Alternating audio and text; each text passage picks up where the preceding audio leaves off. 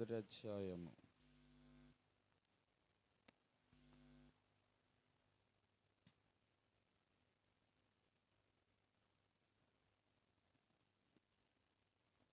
12వ వచనం చదువుకుందాం. యాకోబు రాసిన పత్రిక మొదటి అధ్యాయము 12వ వచనం.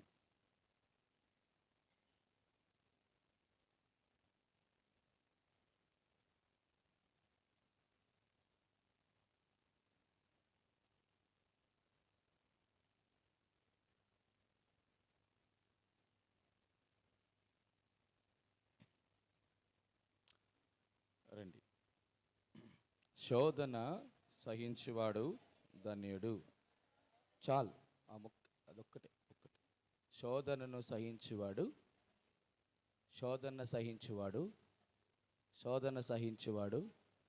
ధన్యుడు. ప్రార్థన చేసుకుందాం. మోకరించగని వారు మోకరించి. పరిశుద్ధుడైన తండ్రి, పరిశుద్ధ నామానికి స్తోత్రాలు. ప్రభా, ఈ మొట్టమొదటి ఆదివారం అనగా ఈ 7వ తారీఖు 1వ నెల 2024వ సంవత్సరం మొదటి పునరుద్ధాన దినాన మమ్మల్ని అందరినీ మరొకసారి మీరు జ్ఞాపకం చేసుకున్నారు. మరొక అవకాశాన్ని మాకు అనుగ్రహించారు బలలో చెవేయడానికి. 2023వ సంవత్సరంలో ఏమైతే చేసి మీకు దూరం అయిపోయామో, మీ బల్లకు సమీపించలేకపోయామో యోగ్యులుగా చేయండి. సమీపించడానికి కృప అనుగ్రహించండి. బలహీనులం ప్రభా, నిష్ప్రయోజకులం, అపాత్రులం ప్రభా, మేము దేనికి కూడా అర్హులం కాదు నైనా. హేబేలు కంటే మరి శ్రేష్టముగా పలుకు క్రీస్తు రక్తం క్రిందికి మమ్మల్ని తెచ్చుకుంటున్నాం. సహాయం చేయమని కృపను అనుగ్రహించమని. మీ దాసుడు నిలబడుతుండగా మీరే మాట్లాడండి, సహాయం చేయండి. నోటి నుంచి వ్యర్థమైన మాట ఒకటి రాకుండా నోటిని కాపు చేయనట్లు మీ కృపా వాక్యంతో, వాక్శక్తితో నింపి, దీవించి, ఆశీర్వదించి, విరిచి మీ బిడ్డలందరి యొక్క సమయమును పాడు చేయకుండా వారికి ప్రీతికరమైన పరిచయం చేయనట్లు కృపను అనుగ్రహించమని యేసు క్రీస్తు అతి శ్రేష్టమైన నామమున ప్రార్థించి అడిగి వేడుకుంటున్నాము తండ్రి, ఆమేన్. ప్రపంచంలో 750 కోట్ల జనాభాకు పైగా ఇప్పుడు విస్తరిస్తున్నారు. 800 కోట్లకి పరుగులు తీస్తున్నారు. ప్రపంచంలో కొన్నిసార్లు మనతో వెంట వచ్చేది ఒకటే, ఏమిటి అంటే నీడ. అది కొన్నిసార్లు మనకు కనబడదు. ఎప్పుడు కనబడుతుంది నీడ? ఎప్పుడును వెలుతురులో కనబడుతుందా, చీకట్లో కనబడుతుందా? అదేదో మీరే చెప్పండి కరెక్ట్గా. చీకట్లో కనబడుతుందా, వెలుతురులో కనబడుతుందా మన నీడ? సరే, నాకు సరిగ్గా గుర్తులేదు. వెలుతురులోనే కనబడుతుందా? రైట్. మరి ఆయన వెలుతురు అన్నారు, మీరు చీకటి అన్నారు. ఏదో ఒకటి కన్ఫర్మ్ చేసుకుందాం. కరెక్టే. చీకట్లో మనమే కనబడం, ఇంక నీడేం కనబడుద్ది? ఫాస్ట్ గారు లాజిక్ కరెక్టే. చీకటిలో కూడా కనబడలేని నీడ పుట్టినటువంటి పసిబాలురు మొదలుకొని మహిమలోనికి వెళ్ళవలసినటువంటి అనగా వృద్ధాప్యములోని అడుగు పెడుతున్న ప్రతి ఒక్కరికి కూడా వీడని, విడిచిపెట్టని, వదలని మహాభయంకరమైనటువంటి విషయం ఈ ప్రపంచంలో ఏదైనా ఉందంటే ఒకే ఒక మనిషికి. అది ఏమిటో తెలుసా? శోధన. చాలామంది పాపం అంటారు, కొంతమంది కోపం అంటారు. ఇవేమి కావు. మొట్టమొదటిది ఏంటి? శోధన. ఇక్కడ అన్నాడు, శోధనను సహించువాడు ధన్యుడు. చాలామంది ప్రభా, ఈ శోధన రాకుండానట్లు కృపను అనుగ్రహించు అని ప్రార్థనలు చేస్తారు. పరలోకమందున్న తండ్రి, నీ నామము, అందులో లాస్ట్ మాట అంటారు, మమ్మల్ని శోధనలో నుండి, కీడు నుండి. నీకు శోధన లేక కీడు లేకుండా పోతే నువ్వేంటి? ఆ పరలోక ప్రార్థన ఎవరికంటే సండే స్కూల్ భక్తి చేసిన వారు. కాబట్టి ఆరంభంలో ఉన్నవారికి వారు తట్టుకోలేరు, సహించలేరు, ఓర్చుకోలేరు. కాబట్టి మొట్టమొదటిది, కాబట్టి ఆ యొక్క ప్రార్థనని యేసు ప్రభు వారు నేర్పించారు. నేను ఈ 7 ప్రాముఖ్యమైన విషయాలు మీకు చెప్తాను. ఈ 7 ప్రాముఖ్యమైన విషయాల్లో ఇవి 7 కూడా చాలా ప్రాముఖ్యమైనవి. నెంబర్ 1, మొదటిది టెంప్టేషన్, శోధన. రెండవది థాట్స్, ఆలోచన. మూడవది ట్రెజర్, సంపద. నాలుగవది టాలెంట్స్, తలాంతులు. ఐదవది టెన్యూర్ లేక టైం. ఆరవది ట్రిబులేషన్స్, శ్రమలు. ఎన్ని వచ్చినాయి మొత్తం? 6. ఒకసారి రిపీట్ చేద్దాం, చెప్పండి. శోధన, టెంప్టేషన్స్, థాట్స్, ఆలోచనలు, సంపద, ట్రెజర్, టాలెంట్స్, టైం. ట్రిబులేషన్స్ అంటే శ్రమలు. ఏడవది ఎవరో చెప్తారా? మీకు చాలాసార్లు చెప్పానని నాకు గుర్తు. చాలామందికి నేను చెప్పినట్టు గుర్తు ఇది. ఏం చెప్పాను? టీఎన్ అక్షరంతో కూడా చెప్పాను. బైబిల్ స్టడీకి వచ్చిన వాళ్ళకి బాగా తెలుస్తుంది. సాతానుకు ఒకటి ఉంటుంది ఎప్పుడు కూడా. ఏంటి చెప్పండి? సాతానుడు ఎప్పుడు కూడా కొన్ని ఉపయోగిస్తాడు మనుషులు కూడా, తంత్రాలు. దాన్ని ఏమంటారంటే టాక్టీస్ అంటారు, ట్రిక్స్ అంటారు అన్నమాట. ట్రిక్స్. ఈ చిన్న ట్రిక్ తెలిస్తే చాలు నువ్వు ఈ సమస్య నుంచి బయటపడతావు అంటారు. కాబట్టి లాస్ట్ది టాక్టీస్ అనండి, లేకపోతే ట్రిక్స్ అనండి, లేకపోతే టిప్స్ అనండి, ఏదో ఒకటి. ఈ 7 కూడా మానవ యొక్క జీవితం అనగా క్రైస్తవ జీవితాన్ని ఎంతో ప్రభావితం చేస్తాయి. ఇక్కడ మనం మాట చదువుకున్నాం. ఈ 7 నేను ఒకే ఒక్క మాట గురించి ఈరోజు ప్రభు నా హృదయంలో పెట్టినటువంటి మాటలను మీకు పంచుకోవాలని ఆశపడుతూ ఉన్నాను. టెంప్టేషన్స్, శోధనను సహించువాడు ధన్యుడన్నాడు. అదేంటి ప్రభువా, శోధనను సహించువాడు ధన్యుడు అంటున్నావు? ఇంతకీ ఏమి ధన్యతలు ఉన్నాయి శోధన సహించడానికి? ఒక 5 ధన్యతలు మనం చూస్తాం. ఈ 2023వ సంవత్సరంలో ఈ ధన్యతలు మనం పోగొట్టుకున్నామేమో. చాలామంది నాకే శోధన, నాకే శ్రమల, నాకే ఈ బాధల అనుకొని మనం చాలాసార్లు ప్రభువు మీద సనుక్కోనో విసుక్కోనో ఆ శోధన వద్దని ప్రార్థన చేయడమో చేయకూడదని కాదు, కానీ నాకెందుకు ప్రభా అని అనుకుంటాం. కానీ ఇక్కడ భక్తుడు అంటున్నాడు యాకోబు రాసిన పత్రికలో, శోధన సహించువాడు అంటే ఇప్పుడు సహించడము తర్వాత పక్కన పెడితే అసలు శోధనే మనకు రాలేదనుకోండి, మనం ఏం కోల్పోయినట్టు ఇప్పుడు? అంటే ఆశీర్వాదాన్ని కోల్పోయినట్టు. చాలామంది ఆరంభ క్రైస్తవులుగా ఉన్నారు కానీ ఆధ్యాత్మికమైన క్రైస్తవులుగా కొనసాగలేకపోవడానికి కారణం ఏంటంటే వారి జీవితంలో శోధనను సహించలేని పరిస్థితి. ఎందుకు శోధన సహించలేకపోతున్నారు అనే దానికి ఒక 5 ప్రాముఖ్యమైన విషయాలు మీకు చెప్తాను. శోధనలు చాలా ఎక్కువైపోయాయి, నేను ఈ శోధనలు సహించలేకపోతున్నాను అని అనుకుంటున్నారు కదా. ఈ 5 విషయాలు మన హృదయంలో ఉంచుకుంటే ప్రపంచంలో ఉన్నటువంటి మహాభయంకరమైన శోధన ఒక క్రైస్తవులు తప్ప ఎవరికి రావు. క్రైస్తవులకు తప్ప మరి ఎవరికి, అనగా ఆధ్యాత్మికంగా ఉన్నటువంటి వారికి తప్ప ఎవరికి రావు. లోకస్తులు ఉన్నవారికి 1-2 శోధనలు వస్తాయి తప్ప మనకున్న శోధనలు ఎవరికి రావు. ఎందుకు అంటే 3 రకాలైనటువంటి విషయాలు ఉన్నాయి. మొదటిది, లోకములో కలిసిపోయిన వారికి లోకముతో శోధన ఏమీ ఉండదు. శరీరంతో కాంప్రమైజ్ అయిన వాళ్ళకి శరీరంతో దాన్ని ఏమంటారు, శోధన ఏముండదు. సాతానుడే ఫ్రెండ్ అయితే వాడితో అసలు శోధకుడితోనే సమస్య ఉండదు. చూడండి, ఈ 3 మనకు శత్రువులు. కాబట్టి మేజర్గా ఈ 3 మెయిన్ మనకు. కాబట్టి ఈ 3 విషయంలో కూడా ఎక్కువ తీవ్రత, ఎక్కువ బాధ అనుభవించేవారు ఎవరంటే క్రైస్తవులు. రైట్, మన బల్లలోనికి ప్రయాణించడానికి ముందు చేయవేయడానికి వెళ్తున్నాం. ఈ 2024వ సంవత్సరంలో ఎందుకు ఈ మొట్టమొదటి వర్తమానం ఇదే తీసుకున్నామంటే, ఈ 2023వ సంవత్సరంలో మనం ఏదైతే జయించలేకపోయామో కనీసం ఈ 2024వ సంవత్సరంలో ఒక తీర్మానంతో మనం బలం సమీపిద్దాం. శోధన సహించడంలో ఉన్న ధన్యతను మనం ఎరిగితే ఎటువంటి శోధన వచ్చినా పర్వాలేదు ప్రభా, మీ దాసుడు సిద్ధంగా ఉన్నాడు, నువ్వు ఏ రకమైన శోధన నా వరకు తీసుకొచ్చినా దాన్ని ఎదుర్కొనేటువంటి శక్తి నేర్పిస్తాడు. ఎందుకు అనంటే గొప్ప మాట అంటాడు, సహించగలిగిన దానికంటే, చెప్పండి, దేవుడు ఎప్పుడు కూడా ఎవరిని పరీక్షించడు. శోధకుడు శోధిస్తాడు, కానీ దేవుడు పరీక్షిస్తాడు. రైట్. మొట్టమొదటిది 2024 సంవత్సరంలో ఎంతమందికి నిజంగా ఇప్పుడు శోధన సహించాలని అనుకుంటున్నారు? చేతులు ఎత్తండి. ఒక్క చేయలు ఎత్తే ఒట్టు. ఎందుకంటే అన్న మీ 5 ఏటి చెప్పకుండే నువ్వు చెయ్యెత్తమంటే పొరపాటున కానీ మేము అది చెయ్యలేకపోతే పరిస్థితి ఏంటి అని అంటారు.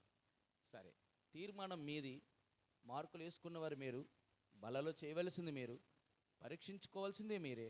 ఎవరికి వారు వ్యక్తిగతంగా పరీక్షించుకొని బలలోనికి చేయవేద్దాం.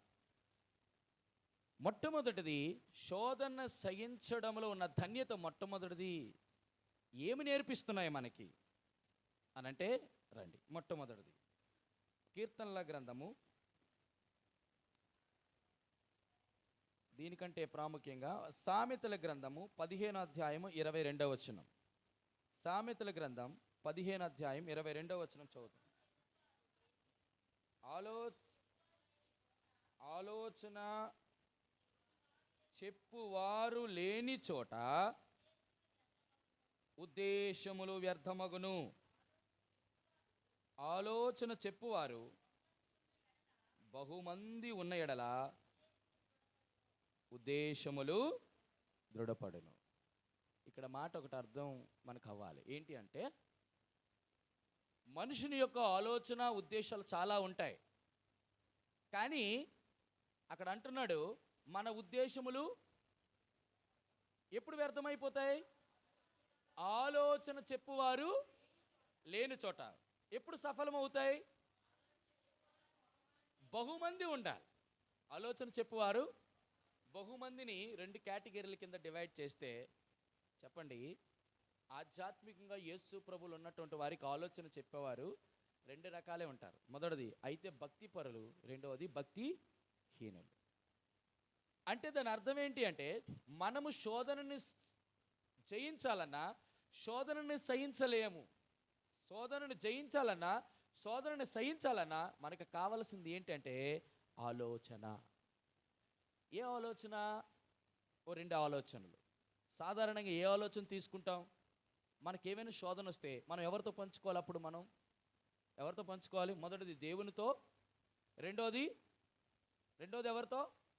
నీ సహవాసం ఉన్నటువంటి సంఘస్థులతో పంచుకోవాలి. కానీ మన ఆలోచనలు శోధన వచ్చినప్పుడు, శ్రమ వచ్చినప్పుడు, బాధ వచ్చినప్పుడు, కష్టాలు వచ్చినప్పుడు ఎవరితో పంచుకుంటాం? లోకస్తులతో పంచుకుంటాం. లోకస్తులు ఇచ్చేటువంటి ఆలోచనలు ఎలాగుంటాయి? వారికి పెట్టే పేరు బైబిల్ ఏంటంటే భక్తిహీనులు అంట. ఒకవేళ భక్తిహీనులే ఆలోచన ఇస్తే ఎలాగో చూద్దాం రండి. సామెతల గ్రంథం 10వ అధ్యాయం 20వ వచనం. సామెతల గ్రంథం 10వ అధ్యాయం 20వ వచనం.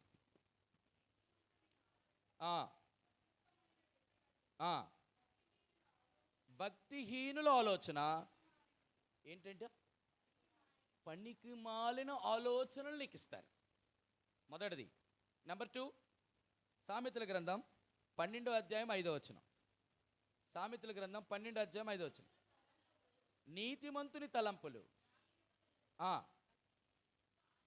భక్తిహీనులు చెప్పు ఆలోచనలు ఎటువంటివట?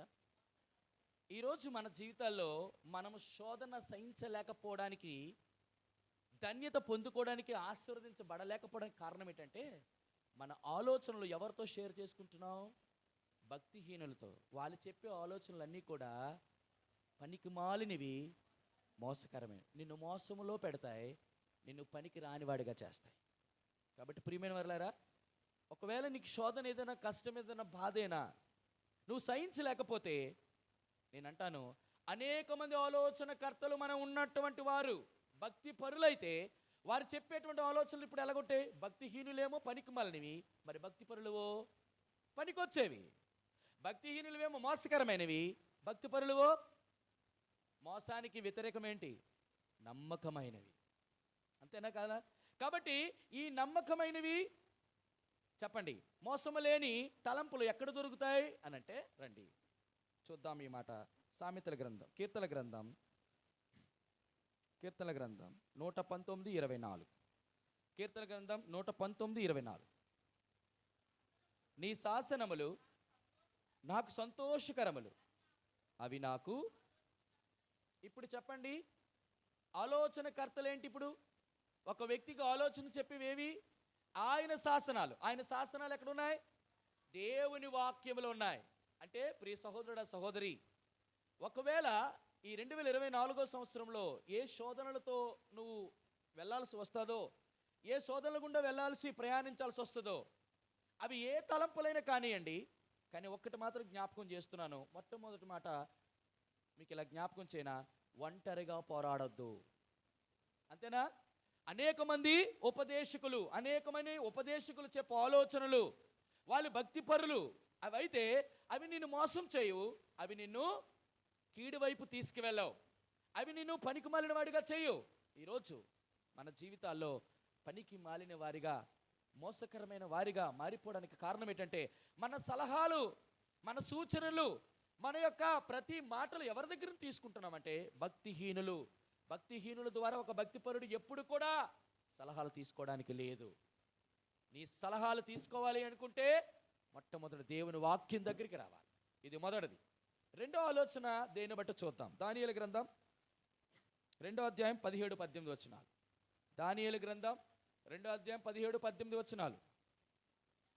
అప్పుడు దానియేలు తన ఇంటికి పోయి తన స్నేహితులైన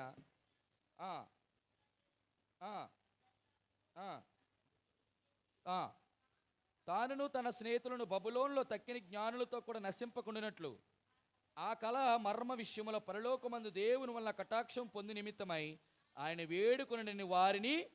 ఇక్కడ గమనించండి, ఇక్కడ భక్తి పరులు ఉన్నారు ముగ్గురు.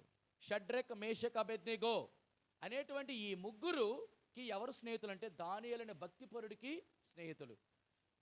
ఆ బబులోను సామ్రాజ్యంలో ఉద్యోగం చేస్తున్నారు. ఆ రాజు ఏమో మహాభయంకరమైన కళ కన్నాడు. ఆ కళ భావం రెండు కూడా చెప్పాలి. కళ మర్చిపోయాడు. ఇప్పుడు కళ దర్శనము, కళ చెప్పాలి. ఎవరికి సాధ్యం? ఒకవేళ ఆ కళ గురించి చెప్పడం కొరకు మనకు తెలిసిన విషయమే, గారడి విద్య, శకును గాండ్రులు, అతి జ్ఞానము, ఫిలాసఫీ తెలిసిన ప్రతి ఒక్కరు బబులోని జ్ఞానులు అంటే సామాన్యమైన కాదు, అటువంటి అందరినీ పిలిచాడు. కానీ ఎవరు కూడా ఆ కళని చెప్పలేకపోయారు. దానితో సతమతం అయిపోతున్నాడు రాజు. ఒకవేళ రేపటికి ఈ కళ కానీ అర్థం కానీ చెప్పకపోతే బబులోనులో ఉన్న సమస్తమైన జ్ఞానులందరినీ కూడా చంపేస్తాను. అప్పుడు ఏం చేశారు తెలుసా? దానియేలు దేవతల ఆత్మ కలిగిన వాడు, భక్తిపరుడు, ఏమన్నాడు తెలుసా? తనకున్న ముగ్గురు స్నేహితులతో ఇటువంటి కళ భావం చెప్పాలంటే మానమాతృలు, మానవుని యొక్క జ్ఞానం, మానవ యొక్క ఆలోచన సరిపోదు, కానీ ఎవరిని వేడుకోవాలా? దేవుని వేడుకుందాం పదండి. ఏం చేశారు? ప్రార్థన చేశారు. రెండో మాట ఏం జ్ఞాపకం చేస్తున్నానంటే, శోధనను సహించాలంటే ప్రార్థన చేసేవారు గుంపులో భక్తిపరులు ఉండాలి. మొదటిదేంటి? వాక్యము తెలిసిన వారై ఉండాలి. 2 ప్రార్థనాపరులై ఉండాలి. మూడోది అక్కడ ఆ మాట జ్ఞాపకం చేస్తుంది. దానియేలు ఎవరితో సహవాసం చేశాడు? అక్కడ ఉన్న షడ్రెక్, మేషక్, అబేద్నెగో అనేటువంటి ముగ్గురు భక్తిపరులతోనే.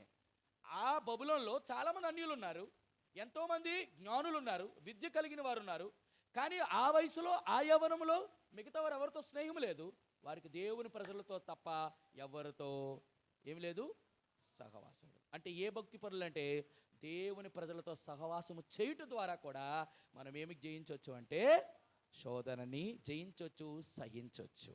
కాబట్టి మొట్టమొదట ఎప్పుడు కూడా శోధనని సహించడానికి దేవుడు నీకు నాకు నేర్పిస్తున్న మొట్టమొదటి పాఠం ఏంటంటే, dear brothers and sisters, don't fight alone. అంటే ఒంటరిగా నువ్వు పోరాడొద్దు. నీకు ముగ్గురిని పెట్టాను. మొదటిది దేవుని వాక్యం, రెండవది ప్రార్థన, మూడవది సహవాసం. ఈరోజు 2024 సంవత్సరంలో ప్రభువా నేను ధన్యత పొందుకోవాలనుకుంటున్నా. ఈ రోజు వరకు నేను ధన్యత పొందుకోలేకపోవడం కారణం ఏంటంటే, నాకు సహించడం లేకపోవడం కారణం ఏంటంటే, నీ వాక్యమును, ప్రార్థనను, సహవాసమును నేను విడిచిపెట్టి వెళ్ళిపోయాను. దాన్ని బట్టే నేను శోధన సహించలేకపోయాను. ప్రభా కనికరించండి అని ప్రభు పాదాల దగ్గర వేడుకొని బలాన్ని సమీపిద్దాం. ఇది మొదటిది. రెండో మాట చూస్తాం. శోధన సహించడంలో దేవుడు ఈ సంవత్సరం మనకు నేర్పిస్తున్న మొదటి మాట, మొదటిది ఏంటి? ఒంటరిగా పోరాడొద్దు. దేని మీద ఆధారపడాలా? వాక్యము, ప్రార్థన. దాన్ని ఏం చేస్తానంటే ఈ మూడిటికి లోబడడం నేర్పిస్తుంది శోధన. శోధన ఏం? ఫస్ట్ది ఏంటి? లోబడడం నేర్పిస్తుంది. రెండో చూస్తాం రండి. రెండో తిమోతి రాసిన పత్రిక 2:22. రెండో తిమోతి రాసిన పత్రిక 2:22. రెండో తిమోతి 2:22. నీ యవ్వనేచ్ఛల నుండి పారిపోము చాలు. రెండవది, మొదటిది లోబడ్డం నేర్పిస్తుంది వాక్యానికి, ప్రార్థనకి, సహవాసానికి. రెండవది ఏంటంటే పారిపోవడం నేర్పించాలి. శోధన ఏమి నేర్పిస్తుంది? పారిపోవడం. రెండు రకాలుగా పారిపోవడం. శోధన వచ్చిన వెంటనే ఏదైతే నేను శోధిస్తుందో దాని వైపుగా పారిపోవడం, లేతే ఏదైతే శోధిస్తుందో దాని నుంచి పారిపోవడం. అర్థమైందా లేదా? ఏదైతే మనల్ని శోధిస్తుందో దాని నుంచి పారిపోవడం, లేకపోతే దాని వైపుకు పారిపోవడం.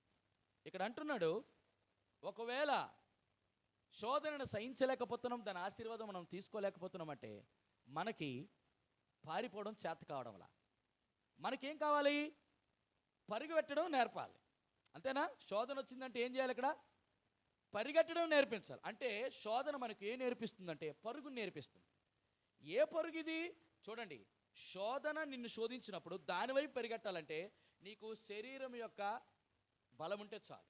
కానీ శోధన నుంచి మనం పారిపోవాలనుకుంటే ఆత్మ సంబంధమైన బలం కావాలి. ఈ రెండు బలాలు నీ శోధనని సహించడానికి, దాని నుంచి పారిపోవడానికి దేవుని యొక్క కృపని మనకు అనుగ్రహిస్తుంది. మొట్టమొదటిది, శోధనని సహించడంలో ఉన్న ప్రాముఖ్యమైన దేని వైపు పారిపోవాలంటే ఒక 3 పరుగులు చూపిస్తాను. ఈ 3 చాలా ప్రాముఖ్యమైన పరుగులే. మొట్టమొదటిది రండి, మొదటి కొరింథీయులకు రాసిన పత్రిక 6:18. మొదటి కొరింథీయులకు రాసిన పత్రిక 6:18. జారత్వమునకు, మొట్టమొదటిది శోధన. జారత్వమునకు దూరముగా పారిపోవాలి. జారత్వం వైపుకు పరిగెట్టకూడదు, జారత్వానికి దూరంగా. మనం జారత్వానికి దగ్గరగా పరిగెడుతున్నామా, జారత్వానికి దూరంగా పరిగెడుతున్నామా? ఎందుకు జారత్వం గురించి అపోస్తలుడైన పౌలు అంత పర్ఫెక్ట్గా చెప్పాడు? కింద చదువుదాం. మనిషి చేయు ప్రతి పాపము దేహమునకు వెలుపల కానీ జారత్వము చేసేవాడట తన సొంత శరీరానికే హానికరముగా. జారత్వం అంటేనే పాపం. ఆ పాపం పెద్ద శోధన. నువ్వు ఏ పాపం చేసినా అది శరీరానికి బయట జరుగుతుందేమో కానీ జారత్వం అనేది నీ సొంత శరీరానికే హానికరం. హానికరమైనవి మనలో ఉండకూడదు, ఏలకూడదు. అటువంటివి చేయడానికి చాలామంది ఏం చేస్తున్నారంటే జారత్వం వైపు పరిగెడుతున్నారు. సొంత శరీరము ఎందుకు చాలా నష్టపరుచుకుంటున్నారు, నాశనానికి గురవుతుంది. శరీరం అంతా కూడా ఎందుకు అతలాకుతలం అయిపోతుందంటే కారణం ఒకటే ప్రియులారా, ఏటో తెలుసా? ఈ దేహము దేవుని వలన మనకు అనుగ్రహింపబడి పరిశుద్ధాత్మ అనేటువంటి దేవుడికి ఇది ఆలయముగా ఉన్నదని గ్రహించలేకపోవడం. ఈరోజు 2024వ సంవత్సరంలో దేవుడు ఈ శరీరాన్ని నీకు నాకు ఏదో కామన్గా సరదాగా మేకప్లు చేసుకోవడానికి, లేకపోతే శుభ్రంగా ఏంటట అందంగా బయటికి చూపించడానికి కాదు. ఆ అబ్బాయి చూడండి ఎంత అందంగా ఉన్నాడు, ఈ అమ్మాయి చూడండి ఎంత సౌందర్యంగా ఉంది. సౌందర్యం మంచిదే, అందము మంచిదే. ఆ మధ్యకాలంలో అడిగారు, అన్న మీరు సౌందర్యం మంచిది, సౌందర్యం చాలా మంచిది అంటున్నారు. మరి బైబిల్లో సామెతల గ్రంథం 31వ అధ్యాయంలో అందం మోసకరం అన్నాడు, సౌందర్యం వ్యర్థం అన్నాడు. ఆ కాంటెస్ట్ నీకు అర్థం కాకపోతే నువ్వు అలాగే వ్యాఖ్యానిస్తావు. నేను చెప్తాను వ్యాఖ్యానం అని చెప్పానప్పుడు ఏంటంటే అందము మోసకరం, సౌందర్యం అంటే ఈ ప్రపంచంలో అందగాళ్ళు అందరూ ఎక్కడున్నారు చెప్పండి? అందగత్తులు ఈ ప్రపంచంలో ఎక్కడున్నారు చెప్పండి? ఇజ్రాయెల్ దేశంలో అద్భుతమైన వాళ్ళ హెయిర్, వాళ్ళ కళ్ళు, వాళ్ళ పెదాలు వాళ్ళు చూస్తున్నప్పుడు ఇలా సౌందర్య రాసులందరూ ఒక దగ్గర కుప్ప పోస్తే వాళ్ళే అన్నట్టు ఉంటుంది. వాళ్ళ బ్రీడ్ అలాంటిది, వాళ్ళ యొక్క డిఎన్ఏ అలాంటిది. మరి అటువంటి ఇజ్రాయెల్లోనే పుట్టాడు కదా మరి సొలొమోను. మరి ఎందుకు అన్నాడు అందం మోసకరం, సౌందర్యం వ్యర్థం అంటే? దాని అర్థం ఏంటంటే ప్రియులరా, ఏ అందమైతే దేవుడు నీకు ఇచ్చాడో రేపొద్దున అదే అందం నిన్ను మోసం చేయొచ్చు కాక. రెండోది, ఏ సౌందర్యం అయితే దేవుడు నీతో పుట్టించాడో ఆ సౌందర్యమే లాస్ట్కి ఏమైపోవచ్చు? వ్యర్థమైపోవచ్చు. అంతేనా? సౌందర్యం ద్వారా చాలా విర్రవీగే వాళ్ళు ఉన్నారు. అందాన్ని చూసి ఏం చేసేవారు? అబ్బో గొప్ప అనుకునేవారు. కానీ అందమే నిన్ను మోసం చేస్తుంది. ఆ మధ్యకాలంలో ఒక దేవుని బిడ్డ, చాలా చక్కగా దేవుళ్ళు ఎదిగిన బిడ్డ, లోకంలో నుంచి మందిరంలో నుంచి బయటికి వెళ్ళింది హైయర్ స్టడీస్ కోసం. కాలేజీలోకి వెళ్ళింది. అందులో భక్తిహీనుడైనటువంటి ఒక వ్యక్తి, దేవుడు పక్షపాతి కాదు కదా, అందరికీ అందం ఇస్తాడు, సౌందర్యం ఇస్తాడు. కొంచెం మాట చాతుర్యం ఉంది, కొంచెం అందగాడు, చాలా హెయిర్ ఉన్న వాళ్ళకి ఉన్నటువంటి గొప్ప ఏంటంటే చాలా జుట్టు అంటే చాలా అందగాళ్ళగా కనబడతారని. హృదయాంతరంగాలు పరిశోధించడం ఎవరికి చేత కాదు కదా. ఆ హెయిర్ బట్టి అబ్బా ఈ అబ్బాయి ఎంత అందంగా ఉన్నాడు, ఆ రంగు చూడండి, ఆ పింక్ ఐస్ చూడండి, ఆ మాట వ్యక్తిత్వం చూడని చెప్పి ఈ భక్తి పర్వాలైనటువంటి ఆమె అతని యొక్క ప్రేమలో పడింది. చివరికి ఏమైపోయిందో తెలుసా? ఏ అందాన్ని అయితే ఆకర్షించి దేవుని యొక్క ప్రేమల నుంచి తొలగిపోయి ఆయన వైపు వెళ్ళిందో, చివరికి ఏమైందంటే తన శరీరాన్ని అంతా కూడా నాశనం చేసుకుంది. చివరికి ఏమైందంటే ఆ తల్లిదండ్రులకు ఫోన్ చేసి, అమ్మా నేను మోసపోయాను. ఇప్పుడు చెప్పండి, అందం మోసకరమా కాదా? మోసకరం. ఇది వ్యాఖ్యానం చేసే విధం. అంతేగాని దేవుడు అందం ఇచ్చాడు, అందం మోసకరం, అసలు అందం చేయకూడదు అంటే ఇంకెందుకు మరి? అది కాదు కదా. రైట్. ఏ మాట చెప్తున్నాను? జారత్వానికి దూరముగా పారిపోడి. ఈరోజు నీ నా జీవితంలో నీ సొంత శరీరానికి ఏదైతే హాని చేస్తుందో, నీ సొంత శరీరాన్ని దేవుడు నీలో ఉండాలనుకొని ఆశపడుతున్నాడో ఆ శరీరాన్ని దయచేసి జారత్వం వైపు పరుగులు మాత్రం తీయమాకండి. నా ఉద్దేశం ఏంటంటే, ఒక్క మాట ఏం చెప్పాలనుకుంటున్నంటే, మన శరీరాన్ని చాలా పవిత్రంగా ఉంచుకోవాలి, మొదటిది. రెండవది చూడండి, ఈ మాట చూపిస్తాను. మొదటిది కొరింథీయులకు రాసిన పత్రిక 10వ అధ్యాయం 14వ వచనం. మొదటి పరుగు జారత్వం మనకి దూరముగా. కాబట్టి ఇది రెండో పరుగు. మొదటి పరుగు దూరంగా పారిపోవడం అంటే మీకు ఒక మాట చెప్పనా? మీరు అనుకుంటున్నారు దూరంగా పారిపోవడం అంటే ఇది ఇన్స్ట్రక్షన్ అనుకుంటున్నారేమో. ఇన్స్ట్రక్షనే, బట్ ద సేమ్ టైం ఏంటో తెలుసా? చూడండి, ఆ మాట చూపిస్తాను. మొదటి తెస్సలోనికి రాసిన పత్రిక 4వ అధ్యాయం 5వ వచనం చదువుతారా? మొదటి తెస్సలోనికి రాసిన పత్రిక 4వ అధ్యాయం 5వ వచనం.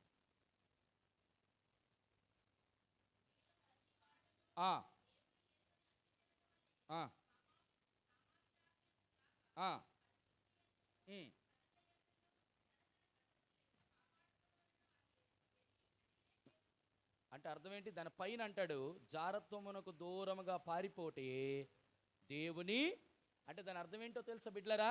నీ సొంత శరీరాన్ని పవిత్రంగా ఉంచుకున్నటువంటి యంగ్స్టర్స్, దేవుని ప్రజలారా, దేవుని బిడ్డలారా, దైవ జనాంగమా, దేవుడు మొట్టమొదట నీ నుంచి కోరేది ఏంటో తెలుసా?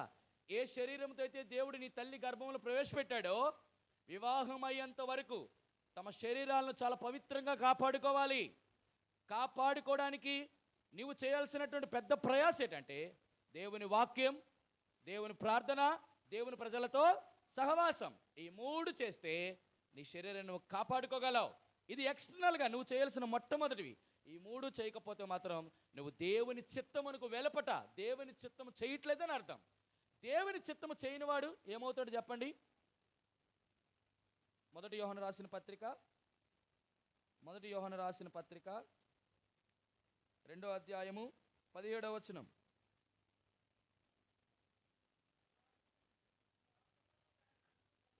పోవును కానీ దేవుని చిత్తమును జరిగించువాడు, దేవుని చిత్తం జరిగించిన వాడు నిలుస్తాడు, వీడు నశించిపోతాడు. ప్రియమైన వాళ్ళారా, మన బిడ్డలకు కానీ మనము కానీ మీ శరీరాల విషయంలో చాలా జాగ్రత్త కలిగి ఉండాలి. జారత్వం అనేది నీ యొక్క ఆలోచనలో కూడా దాన్ని ఏలనివ్వకూడదు. దూరంగా పారిపోతున్నామా? రెండవది, 2024 సంవత్సరంలో విగ్రహారాధనకి దూరంగా. విగ్రహారాధన అంటే మనందరికి తెలిసిన మాటే. ఏంటట? నీ హృదయంలో విగ్రహముగా మారిపోకూడదు. ఏ దేవుడినైతే మొట్టమొదటిగా ప్రేమించాడు అబ్రహాము, అబ్రహాంకి దేవుడిచ్చిన ఆశీర్వాదం ఇప్పుడు ఏమైపోయింది? విగ్రహంలా మారిపోయింది. తన సొంత కుమారుడే, ఒక్కగాని కుమారుడు. ఒకప్పుడు దేవుని ఆలయం, దేవుని ప్రార్థన, దేవుని ప్రజలతో సహవాసం, దేవుని పరిచర్య, దేవునితో బ్రతికేటటువంటి సాగేటువంటి పరిస్థితులు అబ్రహాం ఉన్నటువంటి వ్యక్తి ఇప్పుడు ఆ దేవునితో మాటలు లేవు, దేవునితో సహవాసం లేదు. దేవుని కొరకు దేవుని విషయంలో ప్రార్థన చేయడం అనగా తన యొక్క అవసరతను ప్రార్థన చేయడం కూడా మానేశాడు అబ్రహాం. ఇప్పుడు అంతా కూడా ఆట ఆట ఆట, పని పని పని. ఎవరితో? ఇస్సాకుతో. ఈరోజు మన జీవితాలు ఇస్సాకులు ఉన్నారా? దేవాది దేవుడు ఈరోజు నిన్ను నన్ను అడుగుతున్న ముఖ్యమైన ప్రశ్న. 2023 సంవత్సరంలో కొంతమంది తమ ఉద్యోగమే విగ్రహారాధనగా మారిపోతాయి. కొంతమంది జీవితాల్లో తమ పిల్లలే విగ్రహాలుగా మారిపోతున్నారు. కొంతమంది జీవితాల్లో తమ భర్తే విగ్రహాలుగా మారిపోతున్నారు. కొంతమంది భార్యల్లో తమ భర్తలే విగ్రహాలుగా మారిపోతున్నారు. నీ జీవితంలో వాళ్ళకి చోటు ఇవ్వకూడదు, వాళ్ళని ప్రేమించకూడదని బైబిల్ చెప్పడంలా. కానీ what is the priority that you are giving? ఏది మనము దేవునికి ప్రాధాన్యత ఇస్తున్నాం? ప్రేమిన వర్లరా, ఆ వ్యక్తి ఒకప్పుడు దేవుని మందిరానికి రెగ్యులర్గా వచ్చేవాడు. ఆయన అన్నాడు, అయ్యా నేను బ్రతకడానికి కనీసం ఏమిది లేదయ్యా, నా కొరకు ప్రార్థన చేయండి అంటే దేవుడు ఏం చేశాడో తెలుసా? ఒక చక్కటి నల్లటి గేదెనిచ్చాడు. ఏమిచ్చాడు? ఒక గేదెని మేపుకొని చక్కగా ఆదివారం ఆరాధనకి కూటాలకు వచ్చింది. గేదెలాగా ఉంటుందా? ఏమవుతుంది? పిల్లలు పుట్టాయి. ఆ గేదె కాస్త 4-5 పిల్లలు కానీ 4-5 పిల్లలు కాస్తుందా? ఒకటి కాస్తుంది. సంవత్సరానికి 2-3, పోనీ ఏదో 2 అనుకుందాం. ఒక 5 సంవత్సరాలు దేవుని మందిరానికి రెగ్యులర్గా వచ్చి, ఆమెమో ఆరాధనకు వచ్చేది, బైబిల్ స్టడీకి వచ్చేది, స్త్రీల కూడికి వచ్చేది, సంఘ ప్రార్థనకి వచ్చేది. ఇప్పుడు ఏమైందంటే ఈ 4 పిల్లల ద్వారా బైబిల్ స్టడీ మానేసింది, స్త్రీల కూడికి కూడా మానేసింది. ఏమున్నాయి ఇప్పుడు? ఆదివారం ఆరాధన, సంఘ ప్రార్థనకు వచ్చింది. ఎందుకు ఆదివారం కనబడాలా? చివరి రోజు శనివారం కనబడాలి కాబట్టి. ఇప్పుడు ఏమైంది? ఈ 4 పిల్లలాగా ఉంటాయా? 4 కాస్త ఏమయ్యాయి? 8, 16 అయినాయి. అప్పుడు అన్నాడు, అమ్మా 2 కోటాలు ఎగ్గొట్టావు, కనీసం 2 కోటాలకైనా రావట్లేదంటే, అయ్యగారు ఎక్కడవుతుందండి? గేద ఇచ్చే పాలు, అది వేసిన పేడ, దానితో చేసిన పిడకలు, దానికోసం ఎంతోమంది కాపు కాస్తున్నారు. స్వచ్ఛమైన పాలు అని చెప్పేసి లీటర్కి ఇంత అమ్ముతున్నాం.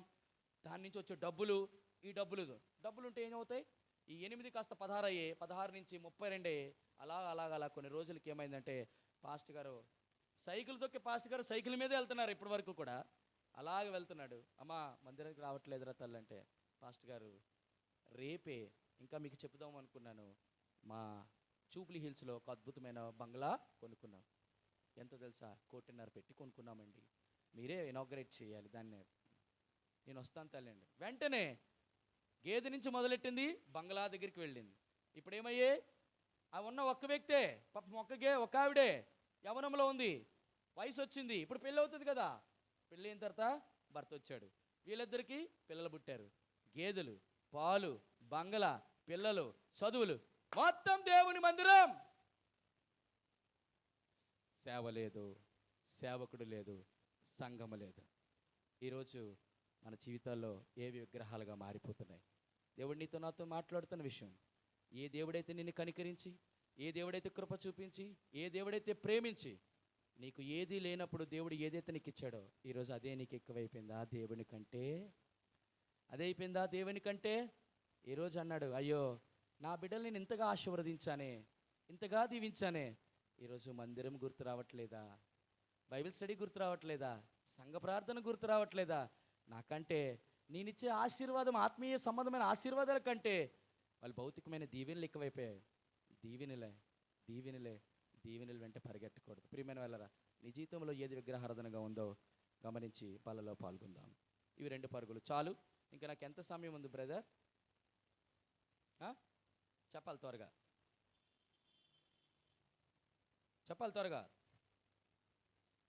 3వ మాట చూస్తాం రండి. కీర్తన గ్రంథం, మొదటిదేమో లోబడడం నేర్పిస్తే శోధన, రెండోది పరుగుని నేర్పిస్తుంది, మూడోది శోధన ఏమి నేర్పిస్తుంది? కీర్తన గ్రంథం 101:13. త్వరగా చదవండి బిడ్డలారా. కీర్తన గ్రంథం 101:10, 3వ వచనం. 101:3. నా కన్నుల ఎదుట నేను ఏ దుష్కార్యమును ఉంచుకొనను. చూడండి ఆ మాట ఎంత చక్కగా దేవుడు రాసి పెట్టించాడో. నా కన్నుల ఎదుట ఏముంచుకోను? ఉంచుకొనంటే, నువ్వు ఉంచుకొనంటే ఉండకుండా ఉంటుందా? ఏనా? మనం వెళ్తూ ఉంటాము, ఒక మహాభయంకరమైన దుష్కార్యం జరుగుతుంది. ఆ దుష్కార్యాన్ని నువ్వేం చేయాలా? దుష్కార్యం అంటే అర్థం ఏంటి? చెడ్డ కార్యం, దేవునికి అయిష్టమైన కార్యం, దేవునికి అసహ్యమైన కార్యం అక్కడ జరుగుతున్నప్పుడు నువ్వేం చేయాలా? నా కన్నులతో దాని దుష్కార్యమును నేను ఉంచుకోనంటే అర్థం ఏంటి చెప్పండి ఇక్కడ? అయితే దాని నుంచి దూరంగా వెళ్ళిపోవాలి, అది చూడకుండా. ఇప్పుడు ఉదాహరణకి మనం బళ్ళు మీద వెళ్తాం. ఇప్పుడు తమ్ముళ్ళు లాంటి వారు చాలా స్పీడ్గా వెళ్తారు. బళ్ళు మీద వెళ్ళినప్పుడు ఏమవుతారంటే, ఆ పైన మంచి పోస్టర్స్ కనబడుతుంటాయి. ఏ పోస్టర్స్? ఇప్పుడు మీరు చూడండి, ఇప్పుడు లోకమంతా ఎలాగైపోయిందంటే, నేను ఈరోజు చెప్తున్నాను బిడ్డలారా, మీ బిడ్డల్ని మన బిడ్డల్ని అంత జాగ్రత్తగా దేవుని కొరకు పెంచడం అంటే మొట్టమొదటి నువ్వు చూడకూడదని కళ్ళు మూయడం వల్ల ఉపయోగం లేదు. ఇప్పుడు ఉన్నటువంటి నీకంటే 100 times బెటర్గా వాళ్ళు ఆలోచించగలరు. వాళ్ళ పాపం చేయడానికి అంత దగ్గర అవకాశాలు ఉన్నాయి, మన తరంలో లేవు. కానీ చేయవలసింది ఏంటో తెలుసా? నా ఎదుటి దుష్కార్యములు చేయకుండా నేనేం చేస్తానంటే, ఇక్కడ నేను ఏం జ్ఞాపకం చేస్తున్నంటే ఒక సమర్పణ జీవితం జ్ఞాపకం చేస్తాను. మొదటిదేమో లోబడడం జ్ఞాపకం చేస్తే, రెండోది పారిపోవడం పరుగుని జ్ఞాపకం చేస్తే, మూడోది సమర్పణ. రండి యోబు గ్రంథం 31వ అధ్యాయం 1వ వచనం చదువుతారా? యోబు గ్రంథం 31వ అధ్యాయం 1వ వచనం. నేను నా కన్నులతో ఒక నిబంధన చేసుకున్నాను, కన్యకలను నేను ఎలాగా. వాడికి ఇలాగ అర్థమైందట. అంటే కన్యకలు చూడకూడదు కానీ, చెప్పండి దాని అర్థం అంతేనా? పాస్టర్ గారు, దేవుడు ఎంత కనికరవంతుడండి. వాడి ఆశ చూడండి, హృదయంలో ఉన్నటువంటి దరిద్రమైన కోరిక మనసులో పెట్టుకొని వాడి ఆలోచన బైబిల్లో కూడా వక్రీకరించమాడు. కన్యకలను నేను ఎలాగ చూడగలను అంటే దాని అర్థం ఏంటి? దాని అర్థం ఏంటండి? కన్యకల్ని చూడండి, నేను కన్యకలనే చూడకూడదు అనుకుంటున్నాను కదా, మిగతా వాళ్ళని, అసలు ప్రశస్తమైన వాళ్ళు ఎవరు? కన్యకలే కదా, వాళ్ళనే నాకు వద్దు అనుకుంటున్నాను, కానీ మిగతా వాళ్ళు నాకు అవసరం లేదు కదా. దాని అర్థం ఏమండి? రాజుగారు భార్య పెద్దది చెడ్డదంటే దాని అర్థం ఏంటండి? చిన్నది అంతే కదా. మరి దాన్ని అట్లా అర్థం చేసుకున్నాడు, వాడు ఇలాగ అర్థం చేసుకున్నాడా? రాజుగారి రెండో భార్య చెడ్డది కాబట్టి రాజుగారు మొదటి భార్య ఇంకా చెడ్డదండి అన్నాడట. చూడండి, అది అంటే వాడి యొక్క వ్యక్తీకరణ, వాడి యొక్క భావన అలా తీసుకుంటున్నాడు. ప్రియమైన వారలారా, మూడో మాట మనకు జ్ఞాపకం చేస్తున్నాడు పరిశుద్ధాత్ముడు. శోధనలో మూడో మాట ఏంటి? సమర్పణ. ఈరోజు మన జీవితాల్లో కన్నులతో మనం చేసుకునే నిబంధన ఏంటి? ఇది చాలా చాలా ప్రాముఖ్యం. ఒకవేళ మన జీవితాల్లో కన్నులతో నిబంధన చేసుకోకపోతే మహాభయంకరమైన మాట దేవుని నుంచి వస్తుందండి. ఆ మాట నేను చూపిస్తాను. నేను ఆ మాట చూపి నేను 4వ దానిలోకి వెళ్తాను. చూడండి, యోబు గ్రంథం 31వ అధ్యాయం 27వ వచనం. నా హృదయంలో రహస్యముగా ప్రేరేపించబడి వారి తట్టు చూచి నా నోరు పరమనున్న దేవుని దృష్టికి. ఈ మాట అవసరమో మనకి? ఈ ప్రపంచంలో దేవాదేవుడికి ఇష్టమైన వాళ్ళు వేశ్యలు, అసహ్యమైన వాళ్ళు వేషధారులు. దేవుడు వేషినైనా క్షమిస్తాడు, అవునా కదా? బైబిల్ ఎంతమంది వేషులు క్షమించాడు? అయ్యా నేను వేషినయ్యా, శరీరాన్ని నమ్ముకొని బ్రతుకుతున్నా, నాకే ఆధారం లేదు. అమ్మా ఇక్కడి నుంచి నువ్వు పాపం చేయకుండా ఉంటే నీ పాపాలు క్షమించి ఇక్కడి నుంచి అంటే ఆ వేషినైనా దేవుడు క్షమిస్తాడు. కానీ వేషధారిని మాత్రం, వేశ్య చేసినట్టు ప్రతి పని బయటికి కనబడుతుంది, కానీ వేషధారి మాత్రం హృదయంతరంగములో చేస్తాడు పాపం. తెలుసా మీకు?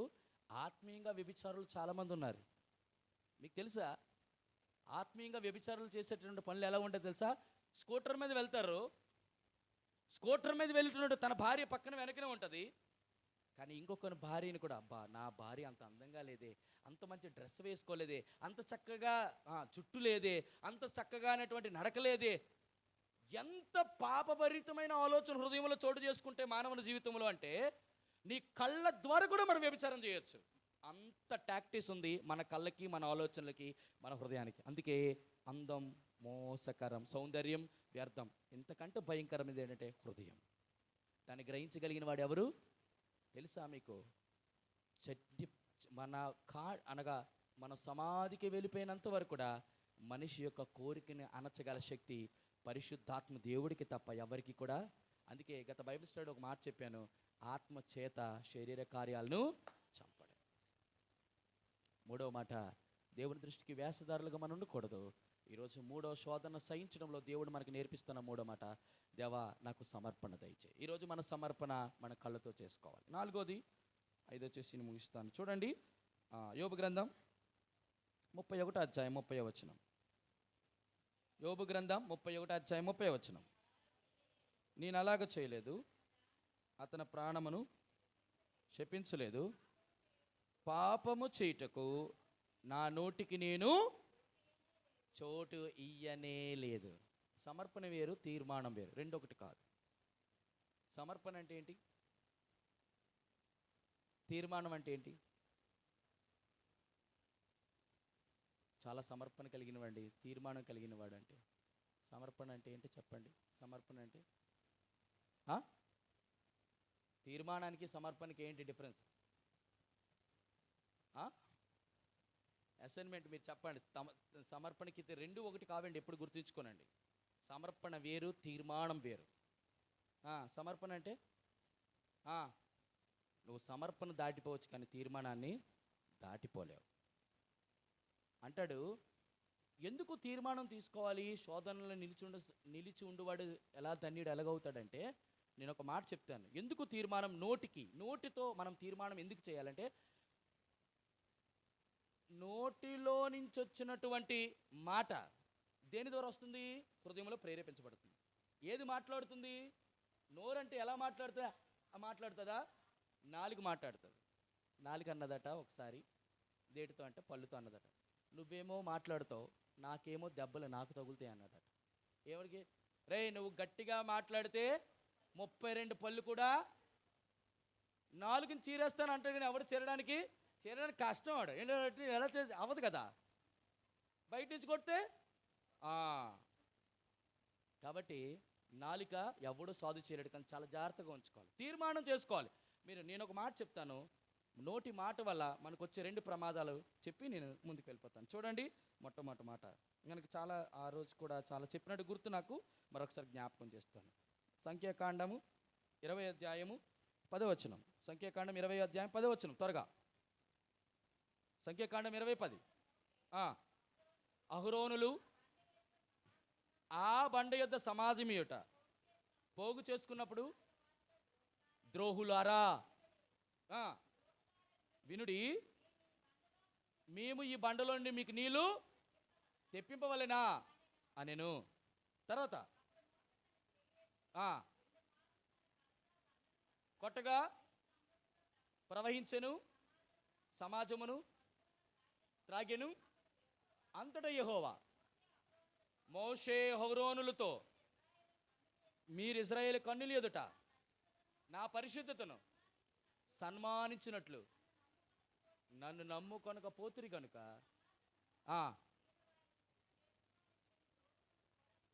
విచిత్రం ఏంటంటే, నాకు ఇదో గొప్ప పెద్ద పాఠం ఏంటంటే, వినాలి, సేవకులు పరిచారకులు అందరూ కూడా, పరిచయం చేసేవాళ్ళు మొట్టమొదటిగా ఉండవలసినటువంటి ప్రాముఖ్యమైన విషయం ఏంటంటే, టంగ్ స్లిప్ అవ్వకుండా మనం జాగ్రత్త కాచుకోవడం బెటర్. ద్రోహులారా, మీకోసం బండలోంచి నీళ్ళు తెప్పించాలా అన్న మాటకి దేవుడు విన్నాడు. దేవుడేమో, ఓ స్టబన్ పీపుల్, తిరుగుబాటు ప్రజలారా, పాపిష్టి ప్రజలారా, రోగిష్ఠులారా, భ్రష్టులారా అని పిలవచ్చు. ఎందుకు? ఆయన తండ్రి ఆయన చేతిలో చేసుకుని ఏదేం చేయొచ్చు. కొమ్మరు ఏదేం చేయొచ్చు లేదా? చెప్పమ్మా, కొమ్మరు ఏం చేయొచ్చు లేదా?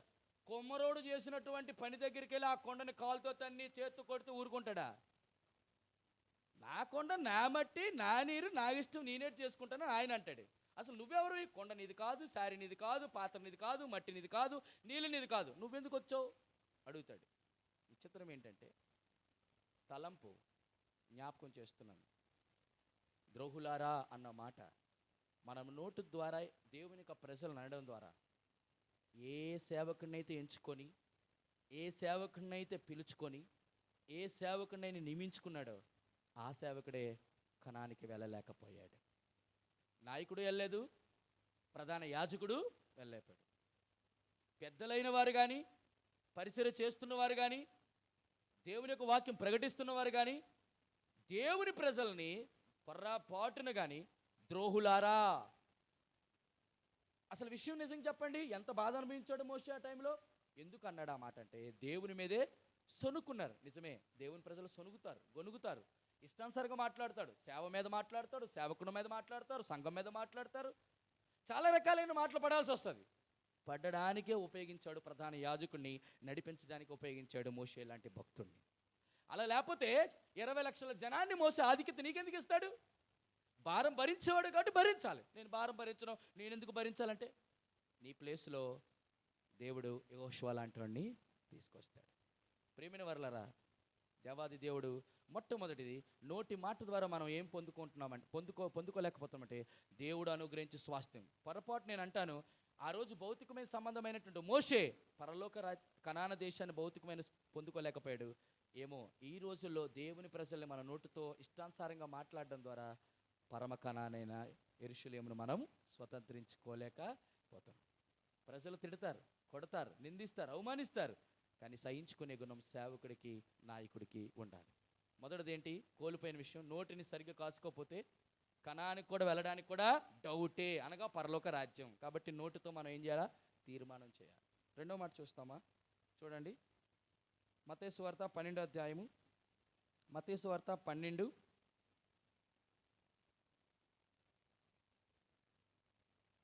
మత్తయి సువార్త 12:36. ఏమనగా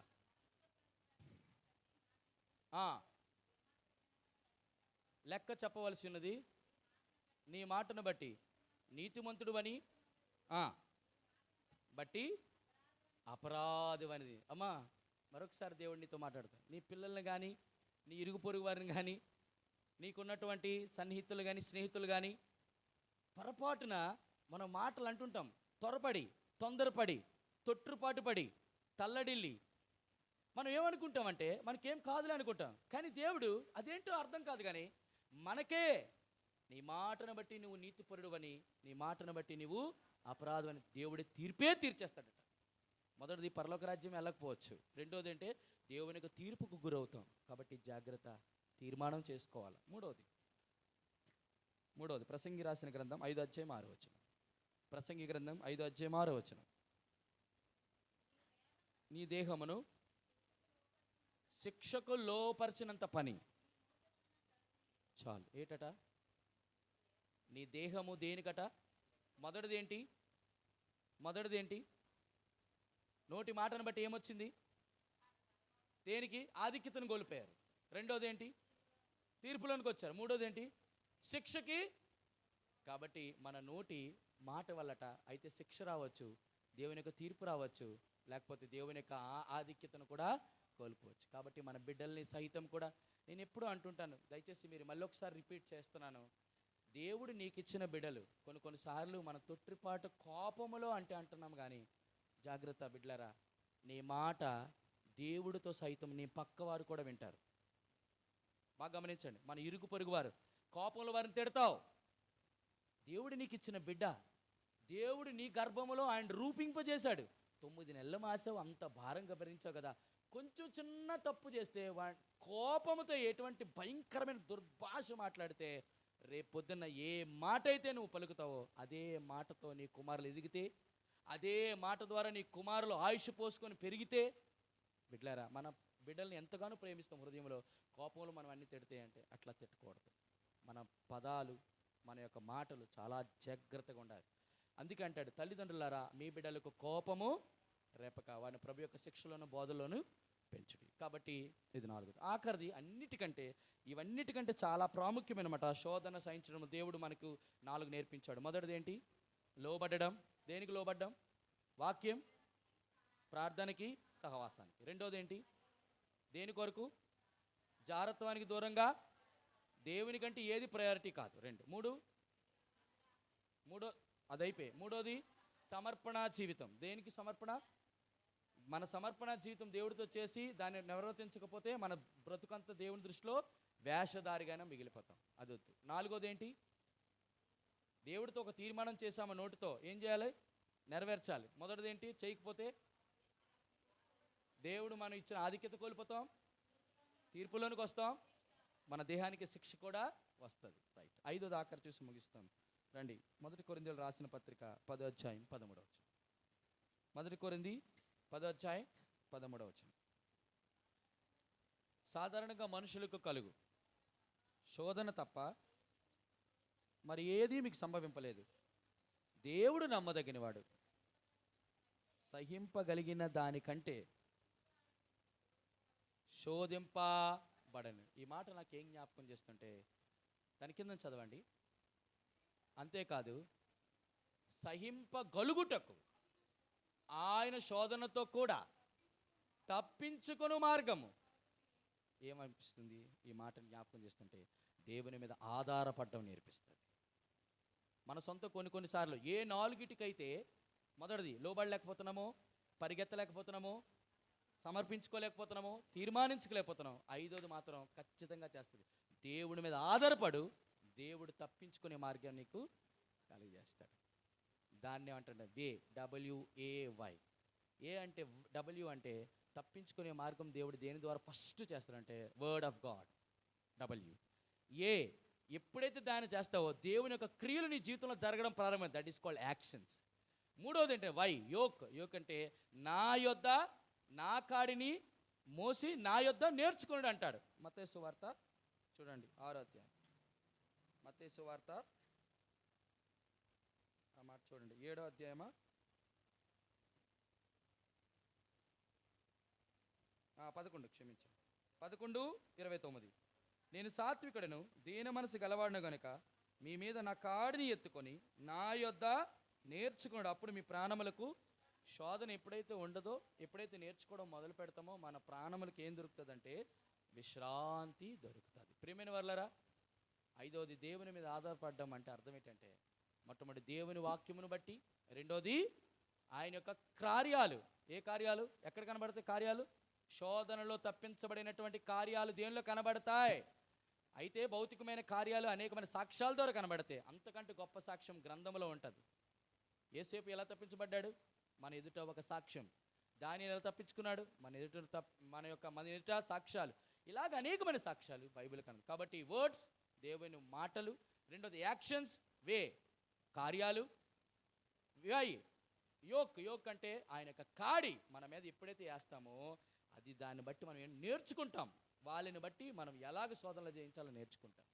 ఈ ఐదుటిని బట్టి శోధనని సహించగలడానికి దేవుడు ఇచ్చినటువంటి 5 ప్రాముఖ్యమైన మాటలు ఈరోజు 2024వ సంవత్సరంలో దేవుడు నీకు నాకు నేర్పించాడు. 23లో ఏమీ లేవు, కనీసం ఈ సంవత్సరమైనా ప్రభా నేను శోధన సహించడానికి నాకు నేర్పించు, నన్ను ధన్యుడిగా చెయ్యి. అయితే నేను చేసుకోవాల్సింది తీర్మానాలు ఏంటంటే లోబడ్డం, రెండోది పరిగెట్టడం, మూడోది సమర్పించుకోవడం, నాలుగోది దేవునితో తీర్మానం, ఐదోది దేవుని మీద ఆధారపడడం. అట్టి రీతిగా దేవుడు నిన్ను నన్ను మనందరినీ కూడా శోధన సహించుటకు దేవుడు కృపానుగ్రహించి తన ధన్యతలోనికి నడిపించునుగాక.